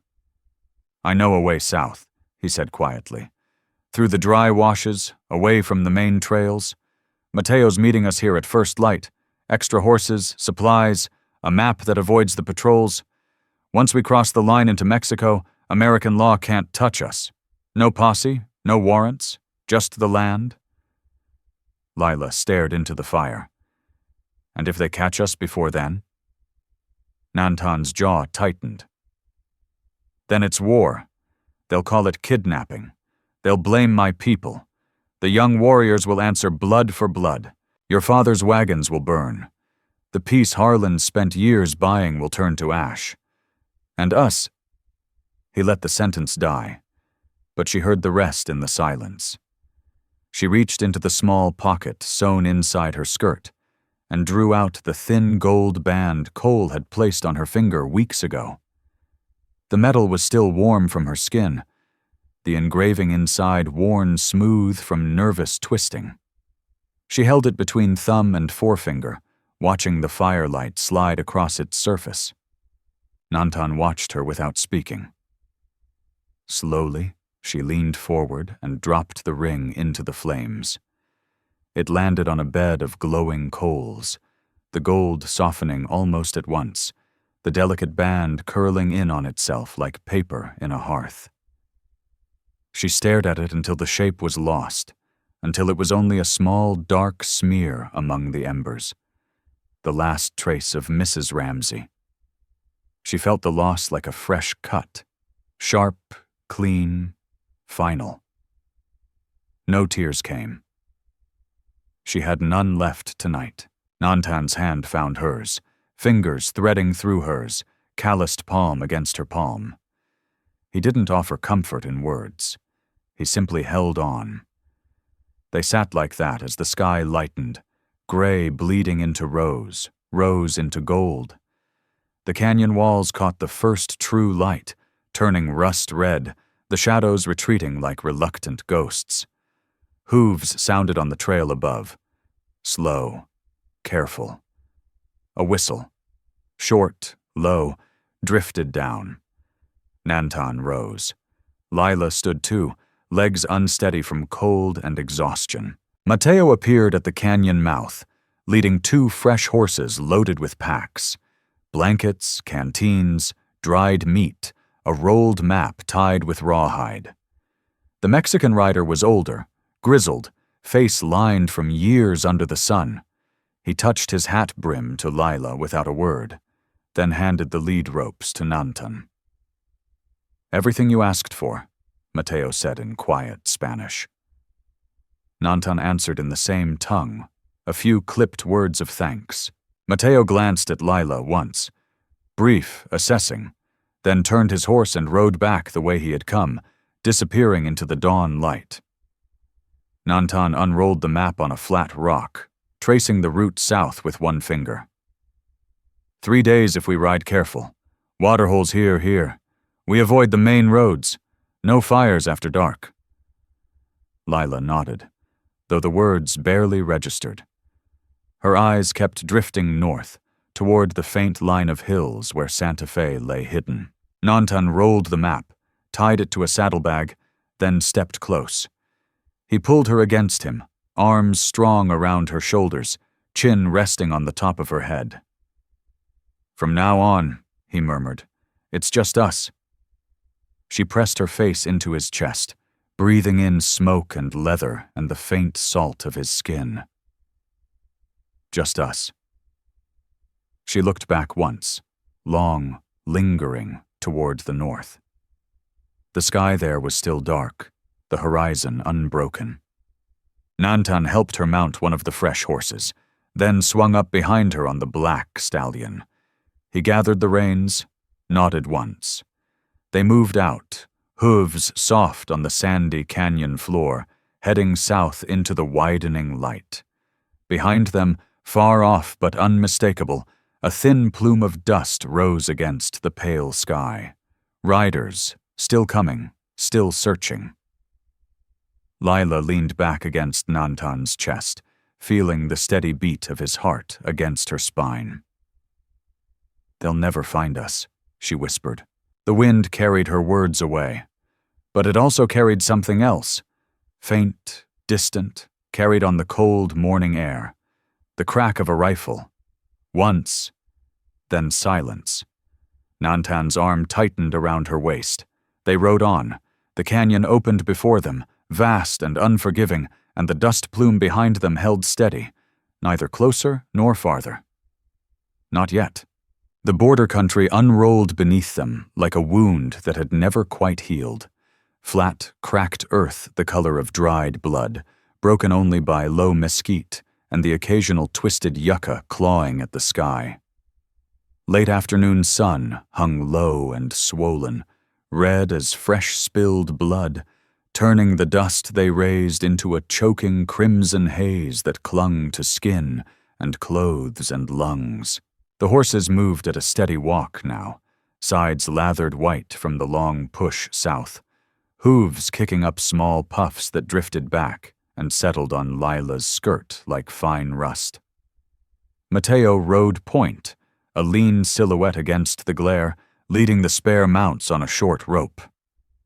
He hadn't spoken much since the canyon, only quiet directions in Spanish when the trail forked, only a nod when Nantan asked about water. Lila rode between the two men, Nantan close behind her on the black stallion, one hand resting light on her hip when the ground grew rough. She felt the warmth of him through her cloak, the steady rise and fall of his breathing, but it couldn't quite reach the cold hollow that had opened inside her chest since the night they fled. The air smelled of dry sage and horse sweat and the faint metallic bite of dust. Every breath scraped her throat, raw.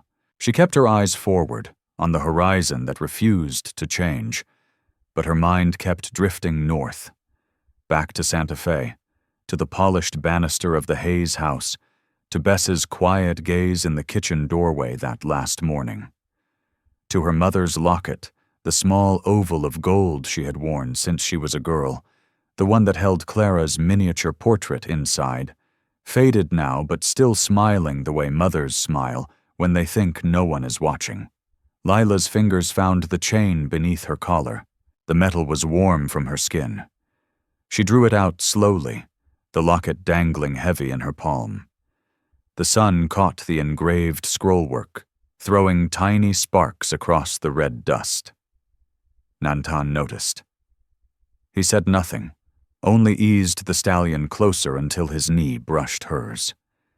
She opened the locket with trembling fingers. Clara's face looked up at her.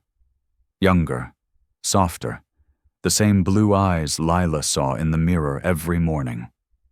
For a second, the ache was so sharp she couldn't breathe. Then she closed it. Without a word, she leaned down and let the chain slip from her fingers.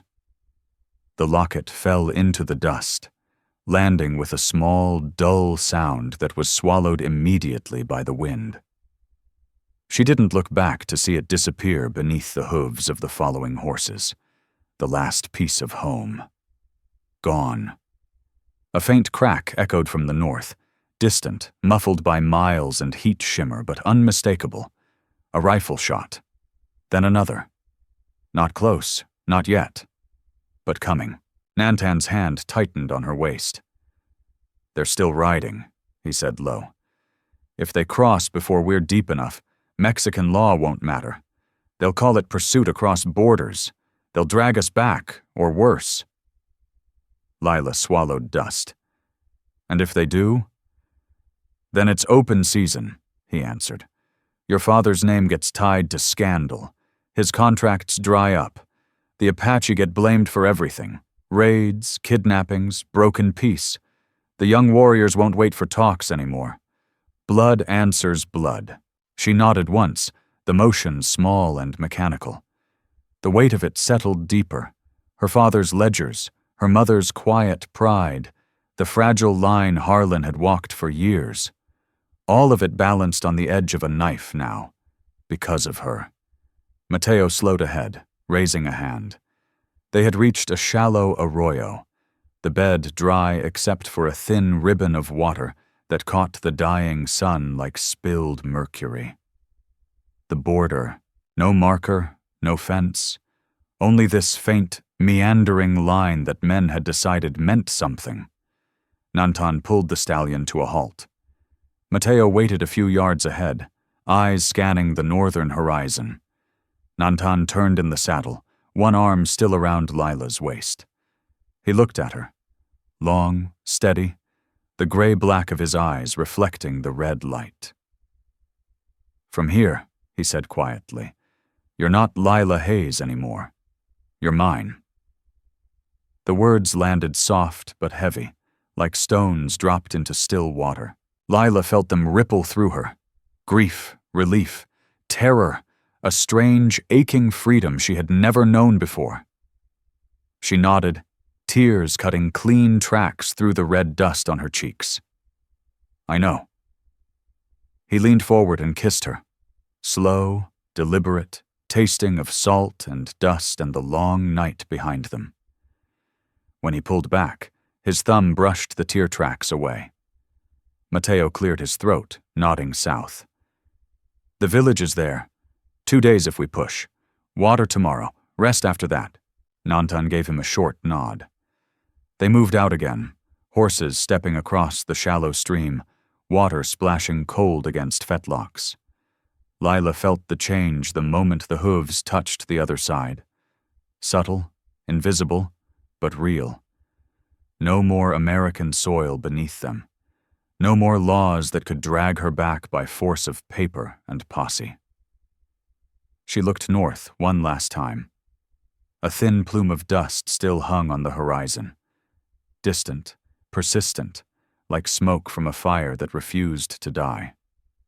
The wind shifted, carrying the faint, far-off crack of another rifle shot, too far to hit, close enough to remind. Lila turned her face south, pressed her back against Nantan's chest, and closed her eyes against the red glare. They rode on. The dust plume held steady behind them, neither gaining nor falling away. Not yet. The village lay tucked against the low hills of Chihuahua, a scattering of adobe houses bleached pale by sun and time, their flat roofs edged with drying chilies and the occasional goat tethered to a post. Dust hung in the air most afternoons, stirred by the wind that came down from the north, carrying the faint, dry scent of sage and distant rain that never quite arrived. Lila's days had settled into a quiet rhythm here, sweeping the hard-packed dirt yard at dawn, drawing water from the shallow well, learning from Rosa how to grind corn on the metate until her palms toughened and her fingers remembered the motion without thought. The house Rosa had given them was small, one main room with a corner hearth, a sleeping alcove curtained by an old serape, a lean-to kitchen where the smoke hole let in more light than it let out smoke. The garden behind it was modest, rows of beans, squash, a few tomato plants struggling against the heat. But Lila worked it every morning, hands in the warm soil, coaxing life from ground that had seen harder years than hers. She wore simple cotton now, skirts tied back, hair braided and pinned out of the way. No more silk, no more stays. The change felt like shedding skin she hadn't known was too tight. Nantan was gone most days, guiding traders through the back trails to the mining camps or translating for merchants who didn't speak Spanish well enough to haggle. He came home at dusk, dust on his boots, piñon smoke still clinging to his shirt. They ate together at the low table, tortillas, beans, sometimes a little goat cheese Rosa pressed on them, talking in low voices about small things. The spring that was running low, the horse that had thrown a shoe, the way the stars looked sharper here than in Santa Fe. But the nights were harder. Lila woke often in the dark hours, heart racing, reaching for a shape that wasn't there. She would slip from the blankets, cross the dirt floor on bare feet, and stand at the narrow window, looking north through the gap in the shutters. The horizon was empty, only black hills and the faint silver of stars. But she looked anyway, as though Bess might still be waiting on the porch with a lantern, as though Clara might appear on the trail with that same worried frown she'd worn when Lila was a child, with a fever. The ache never quite dulled. It simply learned to live beside the quiet happiness she was beginning to trust. One evening, after the sun had bled itself dry across the sky, Lila sat on the packed earth bench outside the door, knees drawn up, watching the light change from gold to rose to deep crimson. Nantan came around the corner of the house, wiping his hands on a rag, shirt sleeves rolled to the elbows. He sat beside her without a word, shoulder brushing hers. She took his hand and placed it low on her belly, just below her navel. "We're going to have a child," she said softly. Nantan went still. For a long moment he didn't breathe. Then he exhaled, slow and ragged, and slid to his knees in the dust in front of her. His forehead came to rest against her stomach, hands framing her hips with a tenderness that made her throat close. She felt the faint tremor in his fingers, the warmth of his breath through the thin cotton of her blouse. He didn't speak for a long time. When he finally lifted his head, his eyes were wet, silent tears cutting clean tracks through the dust on his cheeks. He didn't wipe them away. "You've given me everything," he whispered. "A home, a future. Now this." Lila cupped his face, thumbs brushing the tears. "We'll be good at it," she said, voice cracking just a little. "We'll teach them both worlds, the land, the stories, how to be strong without being hard." He nodded, pressing his lips to her palm. "We will." They stayed like that until the sky darkened and the first stars appeared, sharp and cold above the hills. Rosa came out then, carrying a clay cup of water flavored with mint from the garden. She set it on the bench between them, her lined face softening into a smile that carried no questions. "You two have come home," she said simply, patting Lila's shoulder before turning back inside. Lila watched her go, the old woman's shadow stretching long across the yard.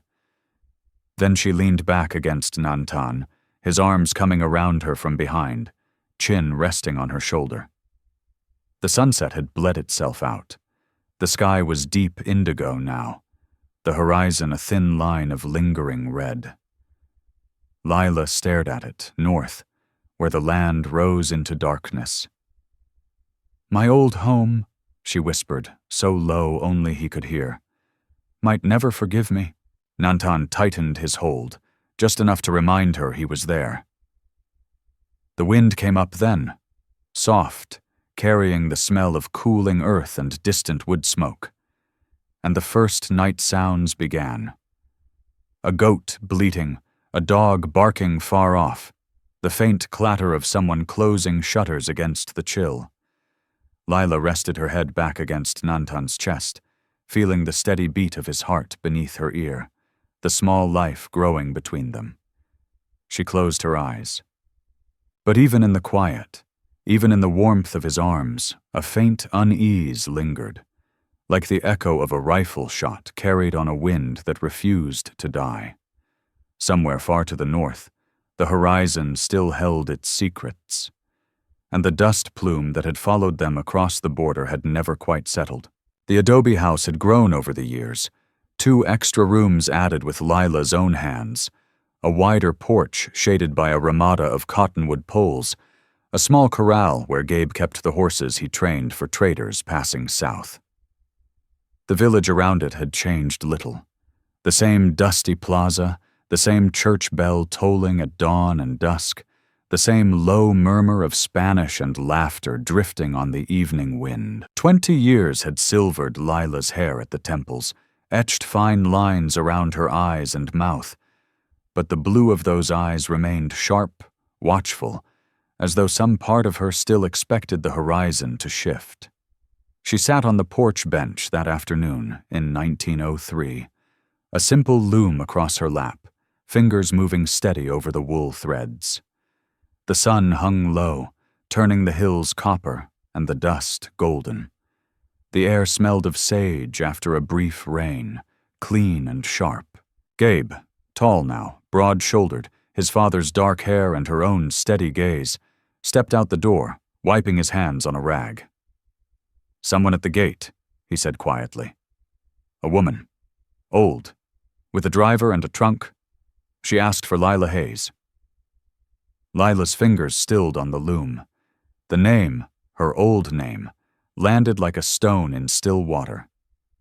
She set the weaving aside slowly, rose, smoothed her skirt with hands that no longer trembled at small shocks. She walked to the low wall that marked the yard. Clara Hayes stood there, dust from the long road clinging to her black traveling dress, gray hair pinned beneath a wide hat. The years had thinned her, sharpened her features, but the eyes, Lila's eyes, were the same, red-rimmed now, brimming. Clara's lips parted, but no sound came at first. Then, soft, broken. June. Lila felt the old name strike her chest like a fist. She crossed the remaining distance, steps measured, and stopped just short of the gate. "Mother." Clara reached through the bars, fingers trembling. Lila took her hand. Cool, fragile, the skin paper-thin. For a long moment they simply held on, 2 women separated by 2 decades and a continent of choices. Gabe appeared at Lila's shoulder, silent, watchful. Clara's gaze shifted to him, and her breath caught. The young man's face, dark hair, high cheekbones, her daughter's blue eyes set in Nantan's strong features, was a map of everything she had lost and everything she had never known. "This is Gabe," Lila said quietly. "Your grandson." Clara's knees buckled slightly. She gripped the gate harder. Tears spilled freely now, tracing clean paths through the road dust on her cheeks. "My God," she whispered. "My grandson." Gabe stepped forward, opening the gate. Clara moved through it like a woman walking into a dream she had carried too long. She reached up, touched Gabe's cheek with shaking fingers. He didn't pull away. Inside the house, Rosa had already set out water and bread. Nantan stood by the hearth, arms folded, face unreadable but eyes steady. Clara stopped short when she saw him. Older now, hair streaked with gray, but still the tall figure from a Santa Fe study 20 years gone. "Mrs. Hayes," Nantan said, voice low and even. "You're welcome here." Clara stared at him a long moment.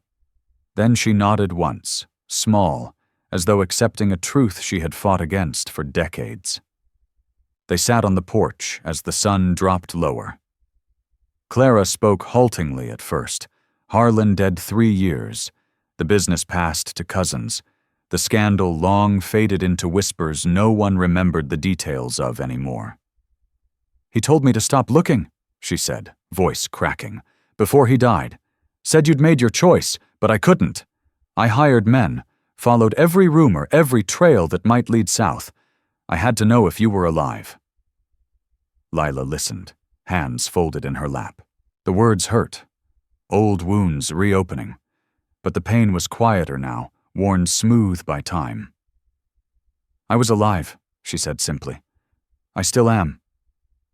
Clara looked at Gabe again, then at Nantan, then back to her daughter. "I was wrong," she said at last, "about so much. I saw what I was taught to see, not what was there." Lila reached out, took her mother's hand again. "We all saw what we were taught." Clara stayed a week. She learned the rhythm of the house, the early mornings in the garden, the way Rosa laughed when she burned the tortillas, the quiet evenings when Gabe played a battered guitar and Nantan listened with his head tilted. She watched Lila move through the days with a sureness she had never known in Santa Fe. She watched Gabe, strong, gentle, carrying both worlds in his bones, and wept again, silently when no one was looking. On the morning she left, Clara stood beside the hired carriage, trunk already loaded. She pulled Lila close, arms tight around her daughter's shoulders. "I can't undo the years," she whispered, "but I'm glad I found you. I'm glad you're happy." Lila hugged her back, fierce and steady. "I don't regret it, Mother. Not one day." Clara stepped away, eyes wet. She looked at Nantan, then Gabe, then the small house and the village beyond. "You chose right," she said. She climbed into the carriage. The driver flicked the reins. The wheels creaked, dust rising in a slow plume. Clara lifted her hand once, a small wave. Then the carriage rounded the bend and was gone. That night, Lila lay beside Nantan in the narrow bed, the window open to the desert wind. It moved soft across the room, carrying the scent of sage and cooling earth, whispering through the rafters like an old song. Nantan traced slow circles on her back, fingers gentle over the places time had softened her. "You're still Lila Hayes in my heart," he murmured. She turned in his arms, looked up at him in the dark. A small, sad smile curved her lips. "No," she whispered. "I'm Lila of you." The wind sighed through the open window, carrying faint echoes, memories of a big house in Santa Fe, of a mother's voice calling her name, of a life left behind like tracks in snow. Outside, the stars burned cold and bright. The desert kept its silence, and somewhere far to the north, a thin line of dust might still linger on the horizon. Or perhaps it had finally settled, 20 years too late. The night deepened. Lila closed her eyes, Nantan's heartbeat steady beneath her ear. The wind blew on. "Finally, let me send my deep thanks to you. We appreciate you more than you think. If this tale stirred something deep inside, we invite you to remain part of this frontier of memories. More true stories of honor, compassion, and destiny are waiting for you here. Subscribe, share, comment, and thank you for riding with us today. Aviso legal barra disclaimer. Our content is designed for artistic and entertainment purposes and may reinterpret historical themes using fictional touches. We apply AI tools thoughtfully, only to support production, while keeping human supervision over editing, emotional tone, and narrative coherence. We always comply with regulatory guidelines for AI-based media and avoid deepfake practices or identity manipulation. All supporting components remain legally sourced. Please ask for authorization before sharing or adapting any segment. Your respect makes it possible for us to continue telling meaningful stories.